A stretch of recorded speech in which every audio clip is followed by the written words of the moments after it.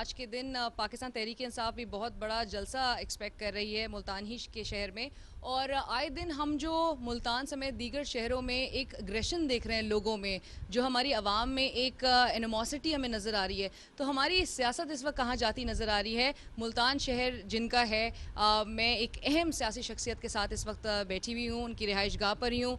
और कोई तारुफ के मोहताज नहीं है, बड़े ईयर्स सर्व किए हैं अपने सियासी करियर में और सियासत के लिए बड़े ईयर्स दिए हैं। जमहूरियत की बका के लिए जमहूरियत पे कोई आँच नहीं आने देंगे और अपने स्टांस पे हमेशा बहुत ही फर्मली स्टैंड करते हैं। चाहे वो स्टांस पे डटे रहने तक के लिए, वो जमहूरियत पे आँच ना आने के लिए पार्टी तक छोड़ देंगे, लेकिन इस मुल्क की खातिर और इस नेशनल इंटरेस्ट में इस मुल्क की वो अपने स्टांस को कभी चेंज नहीं करेंगे और कभी छोड़ेंगे नहीं। मैं मौजूद हूँ इस वक्त मखदूम जावेद हाशमी साहब के साथ। अस्सलाम वालेकुम हाशमी साहब। हाशमी साहब, थैंक यू, आपने एक तो हमारे लिए वक्त निकाला। हाशमी साहब, आए दिन मैंने जिक्र किया कि आए दिन हमारी आवाम में जो एक एग्रेशन नज़र आ रहा है, कल के दिन में आपके साथ आए दिन मॉब्स अटैक कर रहे हैं आपको। आप इमरान खान साहब के साथ होते हैं तो आपको कोई हाथ भी नहीं लगा सकता, आप इमरान खान के साथ नहीं होते हैं तो आए दिन आप पे मॉब अटैक करते हैं। कल शेख रशीद साहब पर भी अटैक हुआ और उनके मतलब जहां वो होटल में ठहरे हुए थे वो घिराव कर लिया था। एक क्लैश की सूरत हाल बनने जा रही थी। हमारी पाकिस्तानी सियासत इस वक्त कहाँ जाती दिखाई दे रही है और आवाम को किस तरफ लेके जा रही है? देखिए, एक तो यहाँ एक हल्के की सियासत है जिसमें इंतखाब हो रहा है, उस पर लोगों का अजहार करना, रद्द अमल की बात करना उनका हक है। और मेरे ऊपर कोई आज तक कोई मॉब अटैक हुआ भी नहीं है, लेकिन किसी हद तक अगर एग्रेशन आ भी जाए तो वो इंतखाबी एग्रेशन होता है जो हम सबको बर्दाश्त करना चाहिए, उससे जमहूरियत का हिस्सा समझना चाहिए। मैं इससे जो बड़ा एग्रेशन की बात कर समझता हूँ वो ये था कि हम जाके कंटेनर पे बैठ के या कादरी साहब के साथ जाके वहाँ लोगों को लेके जाएंगे और कहें कि आप अटैक करें पार्लियामेंट पे और वज़ीर आज़म हो उस पर, तमाम अदारों को तोड़ के फिर कहें कि हम जो बनाएंगे वही अदारे होंगे, वो एक कंसर्न है मेरा भी है, सबका है कि उसको उसके अंदर जो वोटर की राय है उसको अवलियत मिलनी चाहिए, कंटेनर की राय को अवलियत नहीं मिलना आप चाहिए। तो साफ कह भी चुके हैं हाशमी साहब कि ये जो धरना है इस वक्त, इसकी कोई डेस्टिनी नहीं है, कोई आगे जाता हुआ नज़र नहीं आ रहा है ये धरना। मैं आपसे जानना चाहूँगी, आप जब नवाज शरीफ साहब की जमात में थे, आप बड़ी उनकी जमात छोड़ने के बाद भी उनकी बड़ी इज्जत करते हैं नवाज शरीफ साहब की। आप इमरान खान साहब के भी अगेंस्ट कुछ नहीं कहते, आप उनकी भी बड़ी इज्जत करते हैं। इमरान खान साहब का अगर स्टांस दुरुस्त है, अगर कॉज उनका सही है, तो इमरान खान साहब के साथ कोई और जमातें क्यों नहीं साथ दे रही? कादरी साहब ही सिर्फ इस रजीम का हिस्सा क्यों है? देखिए, मैं ज़्यादा बात तो शायद अभी न कर सकूं, लेकिन जैसे हमारी पार्टी का स्टांस बना कि रिगिंग है, कादरी साहब का था कि ये निज़ाम ही नहीं चाहिए, तो उनका हमारा ताल्लुक़ तो कोई बनता नहीं था। और जो हम रिगिंग कह रहे थे वो हमारी पार्लिमानी पार्टी में शामू साहब ने क्लियरली कहा था, और वो तमाम एमएनएस मौजूद हैं कि कोई एज सच कोई रिगिंग नहीं हुई, कोई मशीनरी इस्तेमाल नहीं हुई। हमारी पार्टी की भी खामियां थीं और उस खामियों की वजह से हम सीटें हारे हैं। इसका उनसे जो हमारी कोर कमेटी है उसके अंदर भी एक एमएनए अली मोहम्मद साहब, उन्होंने खड़े होकर कहा कि कल तक आप हमें कहते रहे हैं रिगिंग हुई नहीं है, अब आप कहते हैं रिगिंग है।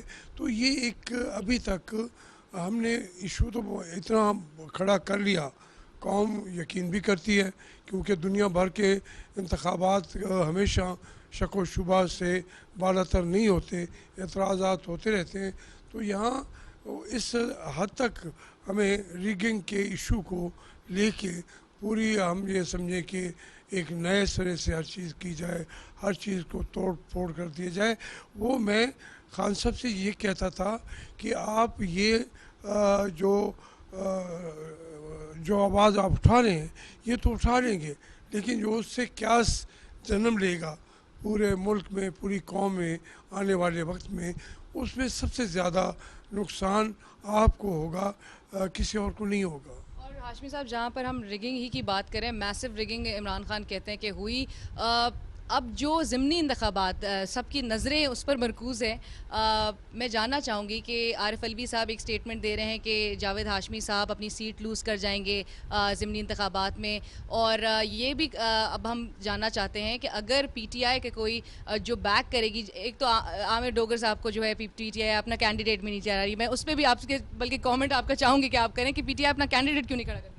देखिए, मैं वही अर्ज़ कर रहा हूँ कि अब उन्होंने रास्ता तलाश किया है, और वो हमारी जो तहरीक इंसाफ की मीटिंग में भी डिस्कस हुआ कि वो अब ये इस बात से भूल चुके हैं कि हमने कोई इलेक्शन के अंदर अच्छे कैंडिडेट, अच्छा प्रोग्राम, लोगों को आगे लाने की कोशिश। उसके बाद उन्होंने कहा कि हम भट्टी साहबान को दे देंगे, किसी और जो सीट जीत के आ सके, जो वसाइल पे खर्च कर सके, उसके वसाइल नोन हो अननोन हो, पूरी कौम को पता हो कि ये वसाइल क्या है, इसकी अब परवाह छोड़ दी है पीटीआई ने। और ये उनका शिफ्ट है अपनी पॉलिसी से भी कि हम इस कमीशन को नहीं मानते। अब उसके अंदर कुछ भी वो हो रहा हो, इसके बावजूद अमली तौर पर वो हिस्सा ले रहे हैं। मुस्लिम लीग मेरी सपोर्ट कर रही है, लेकिन एक बात है, मैं तो सिस्टम में बिलीव कर रहा हूँ, मैं तो जाके बैठूँगा, जो वो उनका कैंडिडेट जिसको जितवाएंगे आया उससे इस्तीफा लेंगे, उसे असम्बली में जाने देंगे। इस बात का सवाल पास नहीं है, तहरीक इंसाफ के पास भी नहीं है, कैंडिडेट के पास भी नहीं है। अच्छा, NA 149 सर, अब अगर पाकिस्तान तहरीक इंसाफ जिसको भी सपोर्ट करती है, जिस कैंडिडेट को, अगर वो जीता है तो इलेक्शन साफ और शफाफ होंगे, अगर आप जीते हैं फिर क्या होंगे? वो तो उन्होंने कहना शुरू कर दिया है। शामूद साहब ने कहा है कि ये पंचर है, और ये पहले से ही तैयारी कर ली गई है। लोगों की राय आ रही है, वो अपनी मर्ज़ी से देंगे, उससे पहले ही आप ये कहना शुरू कर दें कि ये धांधली हो रही है। मैंने उनको कहा कि आप इलेक्शन ट्रिब्यूनल और इलेक्शन कमीशन आप बना दें, कम से कम इस हल्के के लिए, और मैं आपका साथ इसके ऊपर दस्तखत करके दूंगा।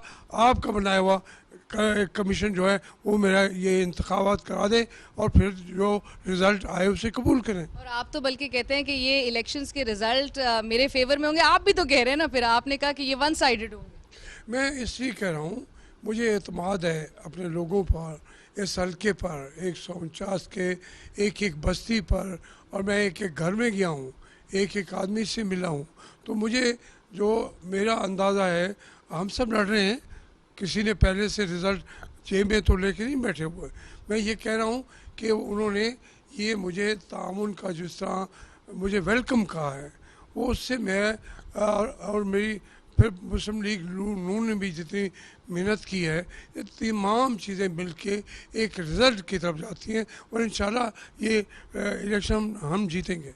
हाशमी साहब, मैं दागी और बागी की डिबेट में नहीं जाती, लेकिन मैं आपसे ये जानना चाहती हूँ, जहाँ पर आप पे अब इल्ज़ामात लगाए जा रहे हैं कि आपने पाकिस्तान तहरीक इंसाफ को डीफेम करने की कोशिशें की, और आप कहते हैं वो मॉब मुझ पर अटैक नहीं करे, जमहूरियत में ये अवाम को चलो ये भी हक होता है।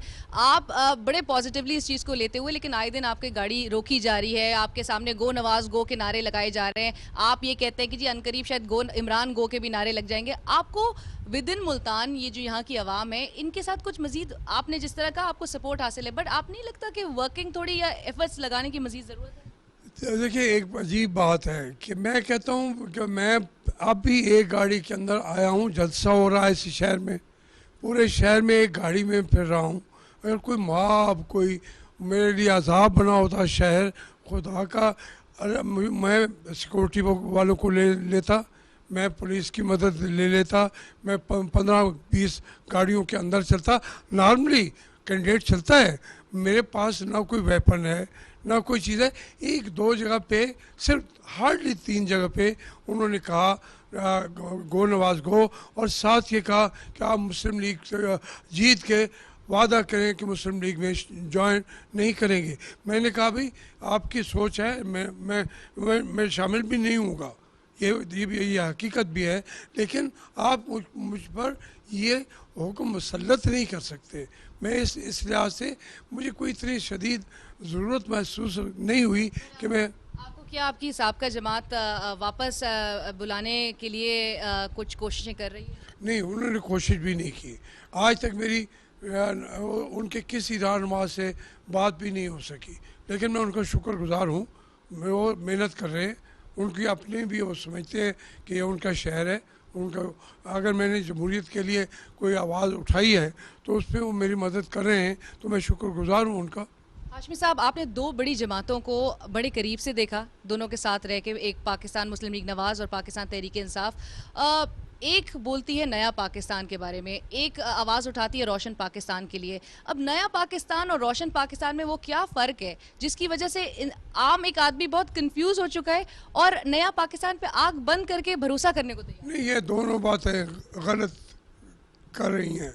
बात यह है कि नया पाकिस्तान या रोशन पाकिस्तान नारा लगाने से कभी ये हो नहीं सकता। भुट्टो साहब ने भी नया पाकिस्तान का नारा लगाया था, तो उससे पाकिस्तान बदल नहीं जाता।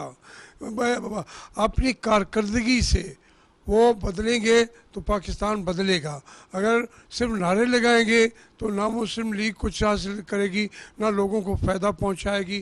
तहरीक इंसाफ वो तो उन्होंने तो उनके पास कोई उस तरीके का वो जो नारे हैं वो भी आपके अभी के नारे हैं।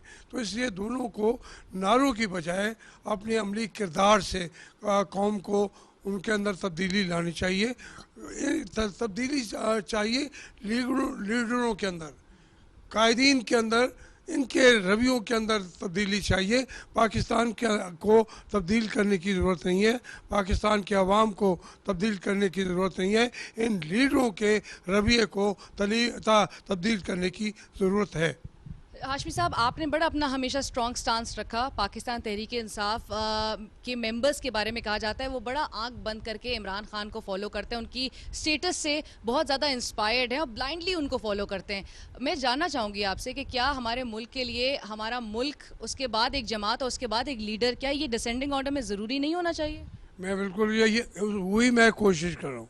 मैं थ्रू आउट ये कर रहा हूँ कि आप अपने वोट को ज़्यादा ताकत दें। सिर्फ ये कंटेनर या अपना एक पर्सनैलिटी इश्यूज़ पर अपने आप को बढ़ाएंगे तो वो एक आदमी है फानी होता है, उसके बाद फिर कौम पीछे चली जाती है। तो इसलिए ये हमारे ज़हन में होना चाहिए कि जमातें स्ट्रांग हों और इतनी स्ट्रांग हों कि अपने लीडर का सबसे आगे बढ़कर अकाउंटेबिलिटी कर सके। और तहरीक इंसाफ में मैंने नहीं देखा कि कोई बोलने की ज़रूरत करे, किसी की हिम्मत ही नहीं है। और मैं बोला हूँ तो सामने है कि उन्होंने कहा कि आप चले जाएं, जो बोलेगा वो साथ वहाँ पे रहने की इजाज़त नहीं होगी। हाशमी साहब, आज के जलसे में आपको तो फिर खूब टारगेट किया जाएगा, आप उस चीज़ को पॉजिटिवली, क्रिटिसिज्म को पॉजिटिवली लेंगे? देखिए, मैं अब बहुत पॉजिटिवली लेता हूँ। सच्ची बात है, मैं जो जलसे के होने को पाकिस्तान की सियासत के लिए बहुत मुस्बत समझता हूँ। मैं कंटेनर के पर जाके पार्लियामेंट के दरवाजे बंद करने को बुरा समझता हूँ। मैं आज भी खुश हूँ, मैं वेलकम करूँगा। उनका काम है एजुकेट करें, वोटर को समझाएं मुस्तकबिल के लिए। ये बुनियादी काम होता है जो सियासी पार्टियों का। यहाँ पे इसको इन जलसों को एक दूसरे के गाली गलौज के तौर पर इस्तेमाल कर लेना, नारे लगा देना, किसी का कपड़े फाड़ देना, अंडे फेंक देना। मैंने शेख रशीद पर अंडे फेंकने वालों को भी उनकी मजम्मत की है। मैं समझता हूँ ये उन्होंने ठीक नहीं किया, खा वो मुस्लिम लीग से हैं खा किसी से हैं, उन्होंने ये ठीक नहीं किया। हाशमी साहब, आप जब तक पाकिस्तान तहरीक इंसाफ और इमरान खान साहब के बिल्कुल साथ साथ रहे, कुछ दिन पहले तक भी क्या आप इमरान खान साहब को समझाते थे कि उनकी पॉलिसीज़ जो आवाम को कन्फ्रंटेशनल नज़र आती हैं, बहुत हुकूमत के ख़िलाफ़ है, हाँ वो अपने कॉज के लिए काम करें, लेकिन कन्फ्रंटेशनल पॉलिसीज़ को थोड़ा रिव्यू करने की ज़रूरत थी, रीविज़िट करने की ज़रूरत थी? देखिए, उन्होंने खुद कहा था कि इस हुकूमत को हम चलने दें शुरू में on the floor of the house. तो ये हमारी सोच थी कि हम बर्दाश्त करेंगे और अपनी पार्टी को ठीक करेंगे, खड़े हो गए। हमें पता था हमारे पास कैंडिडेट नहीं थे। आप रिज़ल्ट उठा के देखें, जीते कहाँ से, कैंडिडेट ही नहीं थे। तो इस तरीके से हमें मौका मिला था, हमने काम करना था, लेकिन बाद में किस सतह पे उन्होंने कन्फ्रंटेशन का फैसला किया, मैं उसके बारे में, मेरे इल्म में ये बात नहीं है। अच्छा, मुझे एक और सवाल ये भी करना है कि इस वक्त जो हम जमहूरियत देख रहे हैं हमारे मुल्क में, इस वक्त हम जो पाकिस्तान में होता देख रहे हैं, क्या ये बदतरीन फॉर्म है जमहूरियत की? मैं समझता हूँ कि जमहूरियत में ये बदतरीन फॉर्म से ही बेहतरीन फॉर्म की तरफ जाएगी। तो फिर इमरान खान का स्टांस सही है क्या? मैं समझता हूँ कि अगर वो आवाम से बात करते हैं, पहुँचते हैं, आवाम उनका स्टांस ठीक कर देंगे। अब उन्होंने कहा कि हम जाते ही नवाज शरीफ का इस्तीफा शाम को ले लेंगे। अब आवाम ने समझा दिया है, तो वो कहते हैं 1 साल लगेगा। तो आवाम भी समझाएंगे, वो भी समझेंगे। इसलिए मैं स्टांस फौरी तौर पर नहीं कहता चेंज करें, वो आवाम आपका चेंज करा देंगे। कि आज ये तयशुदा बात थी, भारी को कहा गया था कि हम जाएंगे और वो इस्तीफा ले लेंगे, लेकिन अब पता चला कि नहीं, जो इलेक्शन के ज़रिए से लोग आए हुए हैं, इतनी आसानी से उनको उतार के फेंका नहीं जा सकता। तो फिर उनको काम करने का मौका दें। हमारी पार्टी अपने आप को मुनज़्ज़म करती, लेकिन वो अपनी पार्टी की जो कमियां थी उसको कवर करने के लिए उन्होंने ये स्टांस अपनाया, जो ना उनके लिए फ़ायदा साबित हो, मन साबित तो होगा, ना पाकिस्तान के लिए। हाशमी साहब, आप कहते हैं अनकरीब लोग गो इमरान गो के नारे लगाएंगे, वो किस बात? मैंने ये बात कही थी कि अभी गो खटक गो लगा रहे हैं, तो उसके बाद ये कहना मुश्किल का बात नहीं है कि लोग आगे तरफ बढ़ेंगे ना, उनके मुतालबात होंगे। अब वो कंटेनर के पास खाने को उनको नाश्ता नहीं मिलता, अगर दोपहर का खाना नहीं मिलता तो क्या करेंगे, मैं कुछ तो कहेंगे ना। अच्छा हाशमी साहब, अब मैं आखिर में यही पूछना चाहूँगी कि इस वक्त हमारे मुल्क में हम हमेशा बात करते हैं कि डायलॉग ही के थ्रू चीज़ें हम हल की तरफ लेके जा सकते हैं। डायलॉग करना कितना ज़रूरी है? अभी हुकूमत जाती भी दिखाई नहीं दे रही, और ना नवाज शरीफ साहब अपना इस्तीफ़ा दें, एक ऐसा प्रेसिडेंट सेट होगा अगर उनको वो इस्तीफ़ा देते हैं कि अनकरीब, मतलब आइंदा आने वाले दिनों में अगर इमरान खान साहब ये समझते हैं कि वो वज़ीर आज़म बनेंगे, तो उनके साथ भी ऐसा नहीं होगा? देखिए, मैं तो ये बिलीव करता हूँ पार्लियामेंट की अहमियत और डायलॉग डायलॉग डायलॉग, इसके अलावा कोई रास्ता नहीं है। आप अपने जो हुकूमत में हो या बाहर हो, एक दूसरे को दुश्मन ना समझें। ये मुल्क को बेहतर करने के लिए, उसको बेहतरीन उसके निज़ाम को चलाने के लिए हर कदम पर हुकूमत वक्त भी जाए, अपोजिशन के बाद पहले वो जाए, और उसके बाद अपोजिशन भी उनके पास जाए, और डायलॉग के अलावा कोई रास्ता नहीं मसाइल का हल का। मैं फिर कहूँगा, dialogue dialogue dialogue. Thank you so much sir, बहुत शुक्रिया अपना वक्त का।